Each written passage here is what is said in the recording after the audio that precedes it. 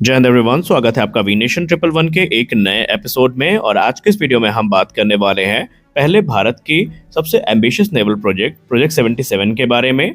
ये वो nuclear power attack submarine है जो भारत को इंडो पैसिफिक में असली ब्लू वाटर पावर बनाएंगी। और अब खबर ये है कि इनमें हाइपरसोनिक मिसाइल्स लगने वाली हैं जिनकी स्पीड मैक 5 से ज्यादा और जिनकी रेंज 1500 से लेकर 2500 किलोमीटर के बीच में होंगी। ये मिसाइल दुश्मन को डिटेक्ट होने से पहले ही तबाह कर देंगी। तो चलिए पूरी डिटेल से समझते हैं कि प्रोजेक्ट 77 क्या है, क्यों जरूरी है और कैसे ये चाइना को काउंटर करेगी। तो बने रहिए वीडियो के अंत तक। दोस्तों, प्रोजेक्ट 77 भारतीय नौसेना का इंडिजिनस एसएसएन प्रोग्राम है। इसका डिस्प्लेसमेंट लगभग 10,000 टन का होगा, यानी ये सबमरीन बहुत बड़ी और पावरफुल होने वाली है। अगर हम प्लान की बात करें तो ऐसी टोटल 6 सबमरीन्स प्लान करी गई हैं, जिनमें से शुरुआती 2 को मंजूरी मिल चुकी है। इनकी लागत की बात करें तो पहले 2 सबमरीन्स के लिए तकरीबन 40,000 करोड़ रुपए और कुल प्रोजेक्ट के लिए $14 बिलियन या उससे ज्यादा की जो राशि है ये आवंटित की जानी है। इनका निर्माण विशाखापट्टनम के शिप बिल्डिंग सेंटर में लार्सन टोब्रो जैसी कंपनियों के द्वारा किया जाएगा। अब अगर हम प्रपल्शन की बात करें तो इसको पावर करने के लिए हमें 90 मेगावाट का जो प्रेशराइज लाइट वाटर रिएक्टर है वो यूज करना पड़ेगा, जो कि BARC के द्वारा विकसित किया गया है। इससे सबमरीन को अनलिमिटेड रेंज मिलेगी, यानी ये महीनों तक पानी के अंदर रह पाएंगी। सिर्फ फूड सप्लाई के लिए यहाँ पर हमारे पास लिमिट होगी। अब अगर हम टाइमलाइन की बात करें तो जो पहली सबमरीन है इसके 2036 से 37 तक में रेडी होने की उम्मीद है, जबकि दूसरी सबमरीन हमें 2038 से 39 के बीच में देखने को मिलेगी। उसके बाद हर 1.5 से 2 वर्ष के बीच में एक नई सबमरीन हमें सर्विस में आती नजर आएगी। ये SSBN जैसे कि अरिहंत क्लास के सबमरीन है उनसे अलग है। जो SSBN होती हैं ये बेसिकली जो न्यूक्लियर डेटरेंस है उनके लिए बैलिस्टिक मिसाइल्स को ले जाती है, जबकि जो SSN होती है ये अटैक सबमरीन्स हैं। इनका टारगेट एनिमी शिप, सबमरीन्स या फिर जो इंटेलिजेंस होता है गैदरिंग, उस मिशन में ये यूज होती हैं, या फिर लैंड टारगेट्स पे हमला करना इनकी प्रमुख जिम्मेदारियों में से एक होता है। अब आते हैं सबसे एक्साइटिंग पार्ट में, जो कि इन सबमरीन का आर्मामेंट। अब यहाँ पर जो बेसिक आर्मामेंट है उसमें हमें पहले ITCM देखने को मिलेगी, जो कि इंडिजिनस टेक्नोलॉजी क्रूज मिसाइल है। ये एक सबसोनिक मिसाइल है जिसकी रेंज 1000 से 1500 किलोमीटर या उससे ज्यादा भी हो सकती है।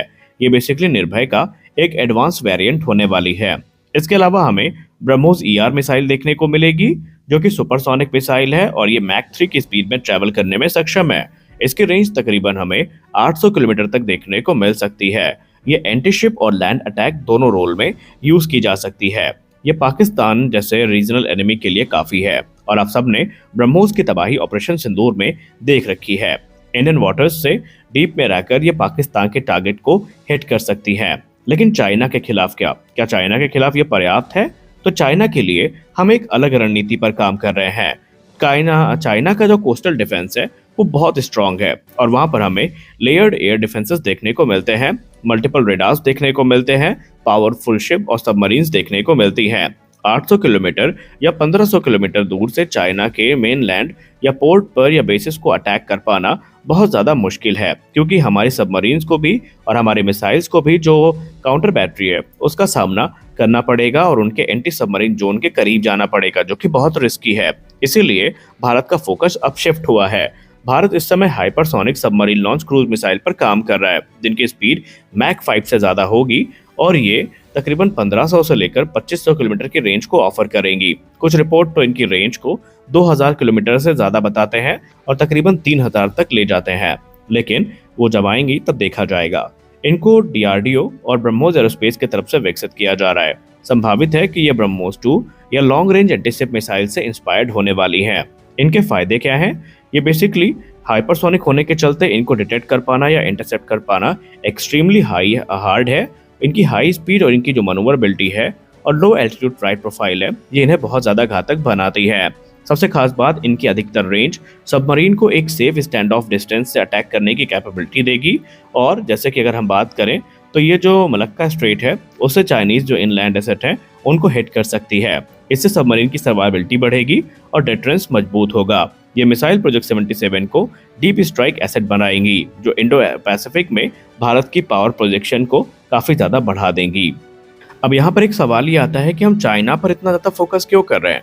उसका एक कारण है, चाइना की जो नौसेना है वो अपनी अंडर सी फ्लीट को तेजी से बढ़ा रही है। उनकी टाइप 093 टाइप 095 जो सबमरीन्स हैं उनकी संख्या लगातार बढ़ रही है।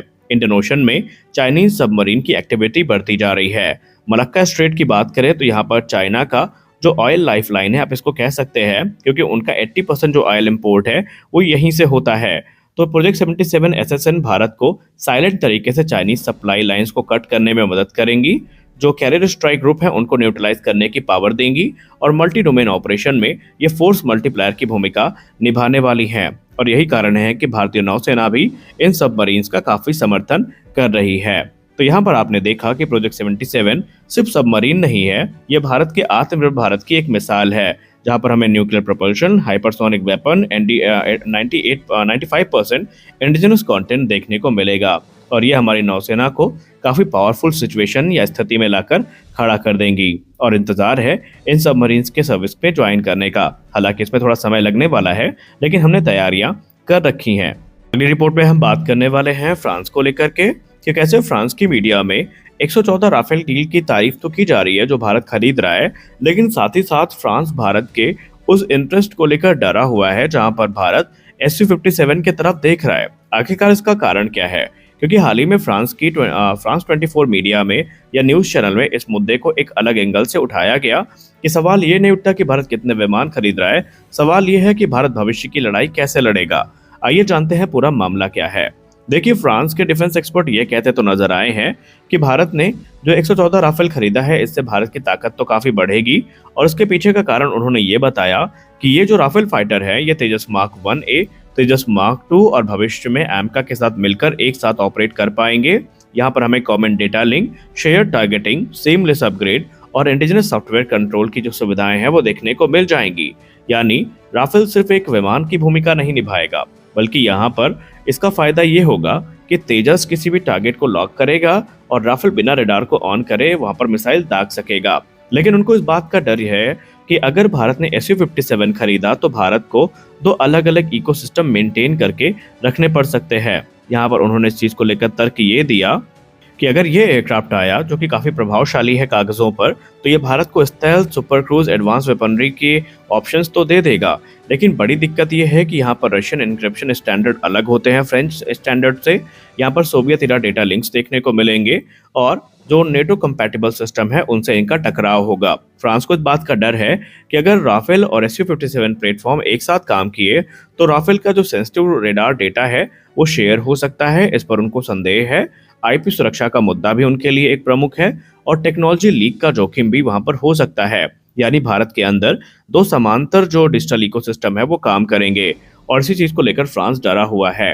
हालांकि भारत ऐसा करेगा नहीं, लेकिन फ्रेंच मीडिया में इस बात का डर है कि राफेल के जो क्रिटिकल इन्फॉर्मेशन है वो कहीं रूस तक ना पहुंच जाए। खैर, अब ये कितना सच है कितना नहीं है वो तो हमें भविष्य में पता चलेगा, लेकिन अभी भारत ने SU-57 की डील को फाइनलाइज किया नहीं है। तो आज के इस वीडियो में बस इतना ही। क्या आपको लगता है फ्रांस का ये डर वाजिब है? आप अपनी राय कमेंट सेक्शन में जरूर दें। मिलते हैं अगले वीडियो में, तब तक के लिए जय हिंद।